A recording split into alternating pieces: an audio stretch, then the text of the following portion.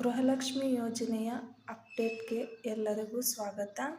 ಇವತ್ತು ನಾವು ವಿಡಿಯೋದಲ್ಲಿ ಗೃಹಲಕ್ಷ್ಮಿ ಯೋಜನೆಯ 21ನೇ ಕಂತಿನ ಹಣಕ್ಕೆ ಸಂಬಂಧಿಸಿದರ ಬಗ್ಗೆ ಒಂದು ಭರ್ಜರಿ ಗುಡ್ ನ್ಯೂಸ್ ಬಂದಿದೆ. ಅದರ ಬಗ್ಗೆ ನಾವು ಈ ವಿಡಿಯೋದಲ್ಲಿ ತಿಳಿದುಕೊಳ್ಳೋಣ. ಆದರೆ ನೀವು ಮೊದಲು ನಮ್ಮ ಚಾನಲನ್ನು ವೀಕ್ಷಿಸುತ್ತಿದ್ದರೆ ನಮ್ಮ ಚಾನಲನ್ನು ಸಬ್ಸ್ಕ್ರೈಬ್ ಮಾಡಿ.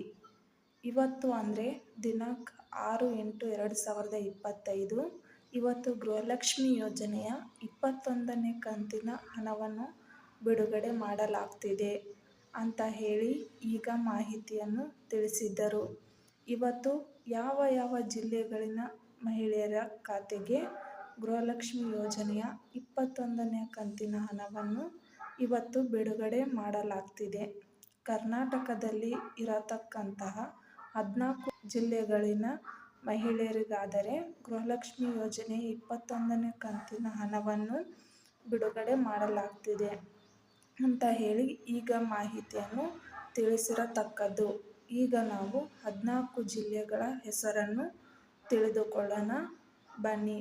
ಮೊದಲಿಗೆ ಚಾಮರಾಜನಗರ, ಚಿಕ್ಕಬಳ್ಳಾಪುರ, ಚಿಕ್ಕಮಗಳೂರು, ಬೀದರ್, ದಕ್ಷಿಣ ಕನ್ನಡ, ದಾವಣಗೆರೆ, ಹಾಸನ, ಹಾವೇರಿ, ಮಂಡ್ಯ, ಮೈಸೂರು, ಕಲಬುರಗಿ, ರಾಮನಗರ, ಶಿವಮೊಗ್ಗ, ತುಮಕೂರು ಈ 14 ಜಿಲ್ಲೆಯ ಮಹಿಳೆಯರಿಗೆ ಇವತ್ತು ಗೃಹಲಕ್ಷ್ಮಿ ಯೋಜನೆಯ 21ನೇ ಕಂತಿನ ಹಣವನ್ನು ಬಿಡುಗಡೆ ಮಾಡಲಾಗ್ತಿದೆ ಅಂತ ಹೇಳಿ ಈಗ ಮಾಹಿತಿಯನ್ನು ತಿಳಿಸಿದ್ದಾರೆ.